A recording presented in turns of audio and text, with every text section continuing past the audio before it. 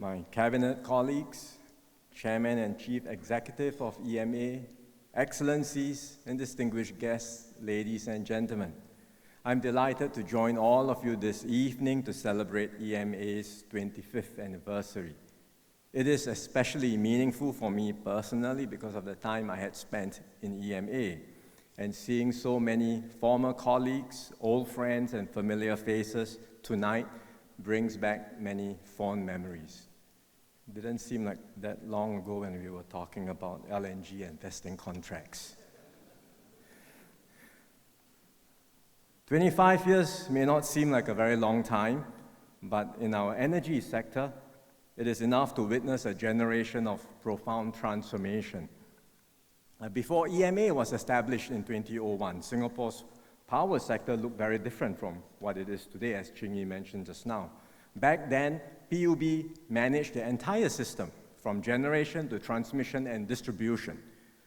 We ran it as best as we could then, but we eventually realized that there was scope to do better, and that greater efficiency and innovation could be achieved through competition and market discipline. And that's why we undertook a major restructuring of the sector. We corporatized and privatized the power assets. We placed the national grid under Singapore Power. We opened up power generation to commercial players. And we progressively liberalized the wholesale and retail electricity markets to give consumers more choice.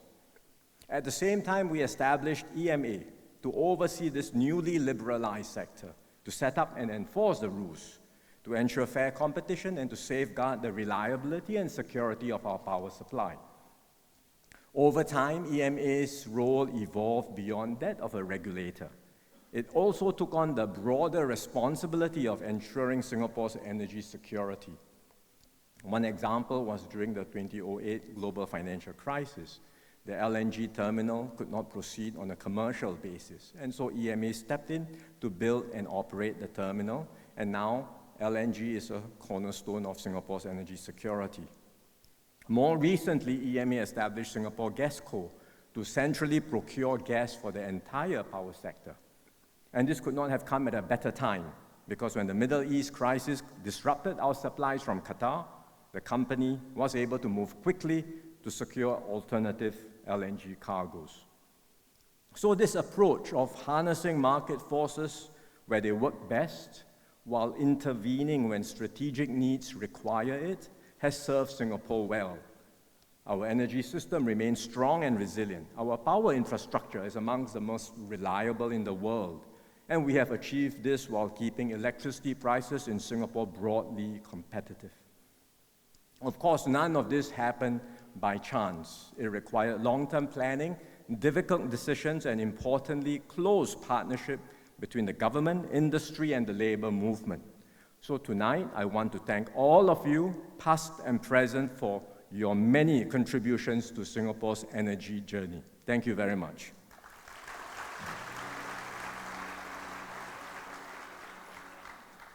The next 25 years will be even more challenging than the last. Recent events remind us how vulnerable the world is to disruption. A conflict thousands of kilometers away can quickly ripple through global energy markets, especially when critical choke points are involved. So we cannot just rely on markets alone to secure our supply chains.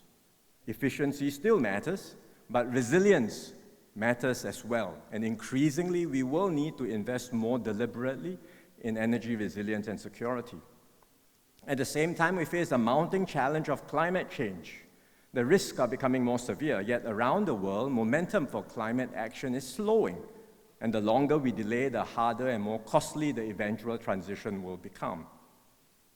For Singapore, navigating these twin challenges will not be easy, because we import nearly all our energy, so we remain exposed to global supply disruptions. And because we have limited renewable resources of our own, and so our pathways to decarbonization are limited.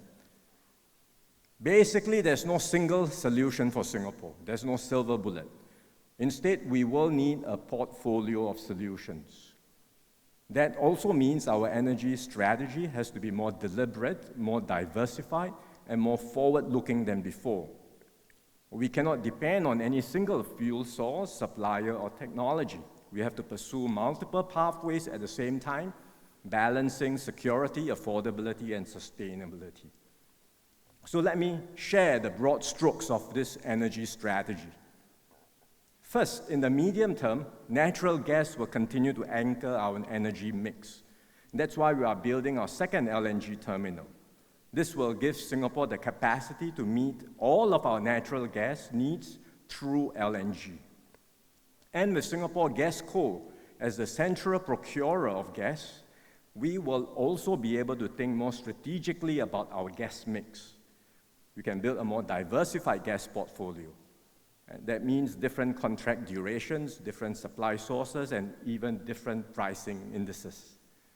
It's similar to managing a financial portfolio, because diversification helps reduce risk and makes the overall system more resilient.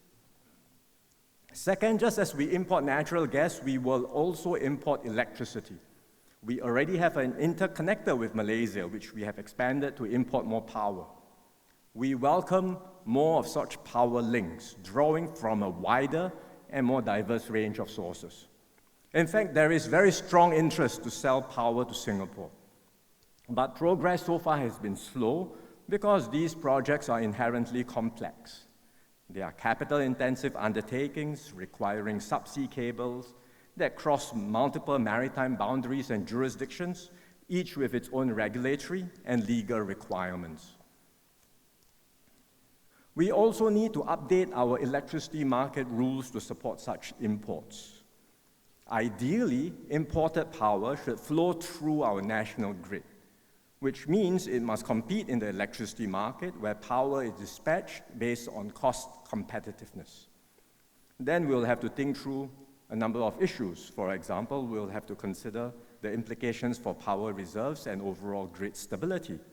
We will also need to consider how developers can have greater certainty of long-term revenue streams in order to secure project financing. And EMA is studying how the market framework can be updated to address these issues and enable import projects to be commercially viable. As we do so, we will also seek to preserve competition and cost discipline. That means if importers bring in conventional fossil fuel generated power, then it should not cost more than what we can generate ourselves in Singapore using natural gas. Or if importers were to bring in low carbon power, we ought to recognize the value of its green attributes. But the premium over fossil fuel generated power must still be competitive relative to other decarbonization pathways like carbon credits. So on that basis, we hope that Singapore importers will be able to advance their commercial discussions with overseas project developers and eventually reach viable arrangements. Third, we must continue to pursue solutions to generate low carbon power within Singapore itself. What are the options available to us today? The most obvious one is solar.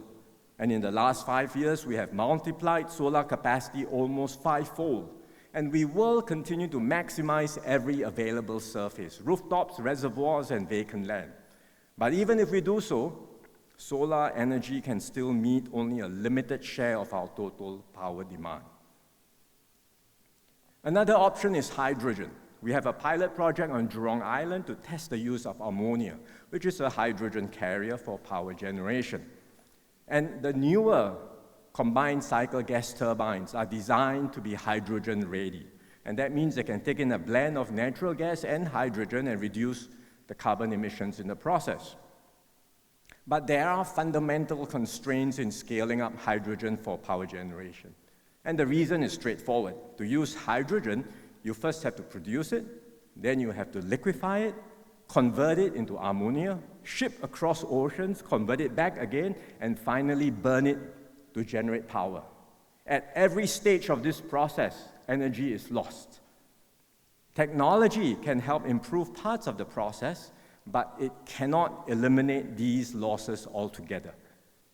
So this will constrain the role that hydrogen can play in large-scale power generation for some time to come. And that's why we continue to study other options, and nuclear power is one of them.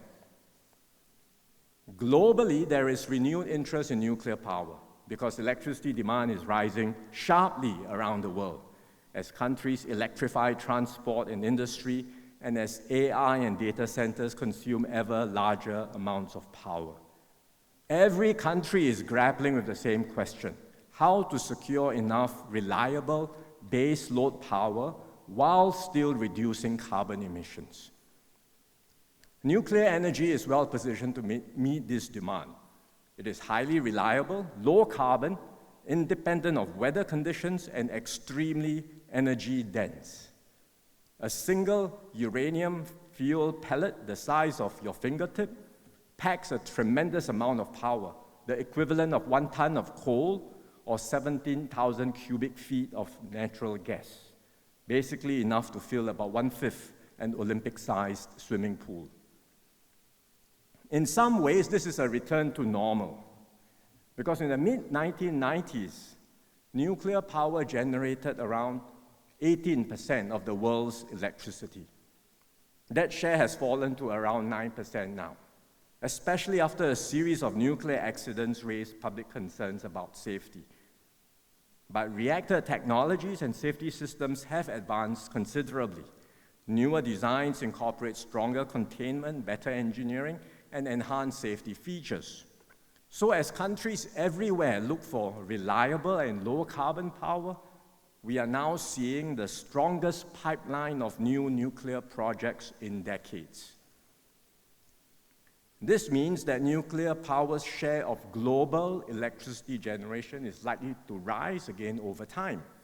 In our own region, in Southeast Asia, many of our ASEAN neighbors, including Indonesia, Malaysia, Philippines, and Thailand, are studying nuclear energy. Vietnam is among the most advanced and plans to deploy nuclear power in the 2030s, not very far from now.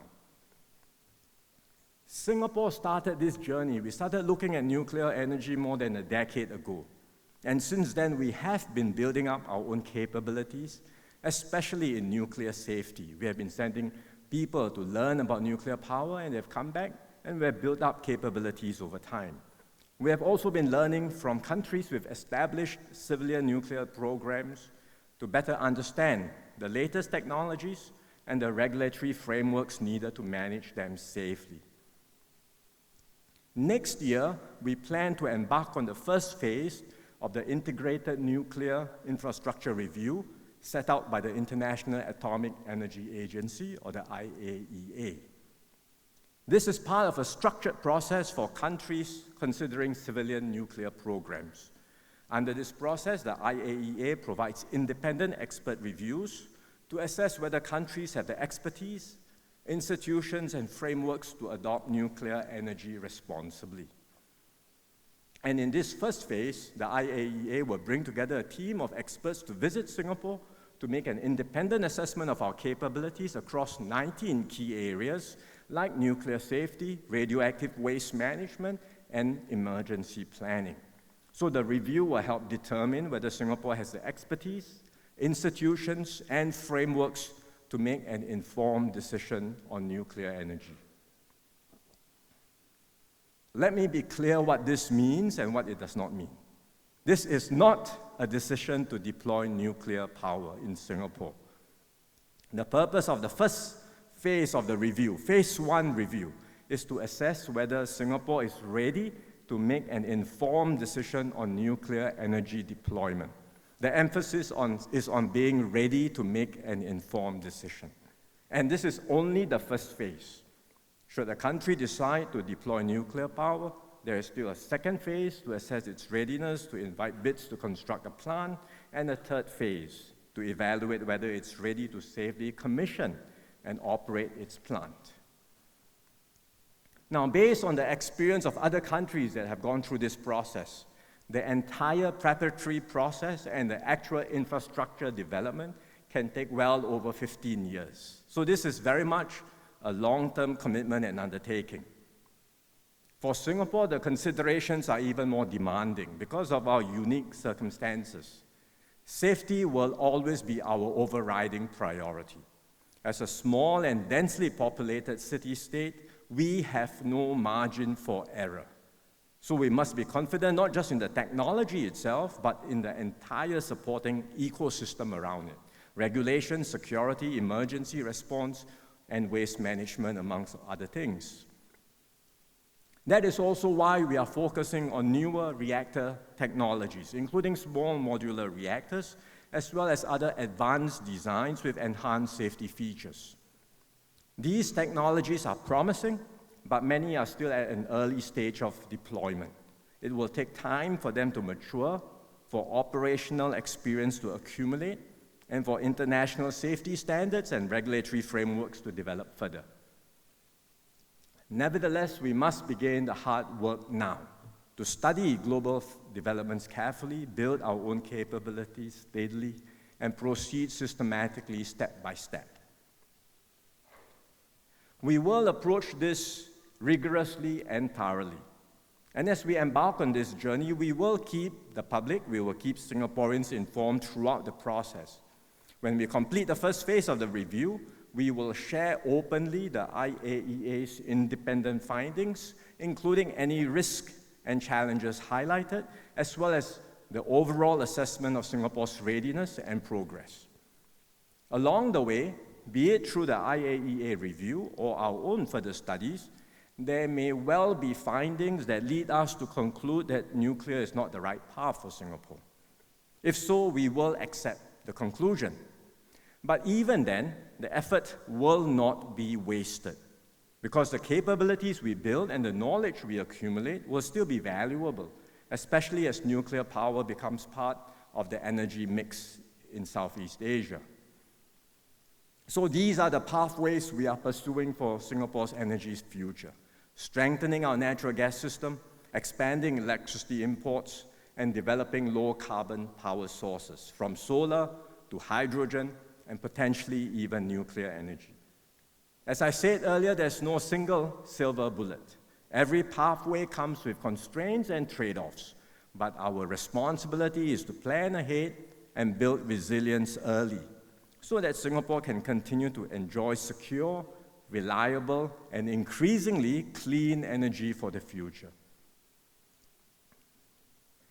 EMA's role has grown significantly over the past 25 years.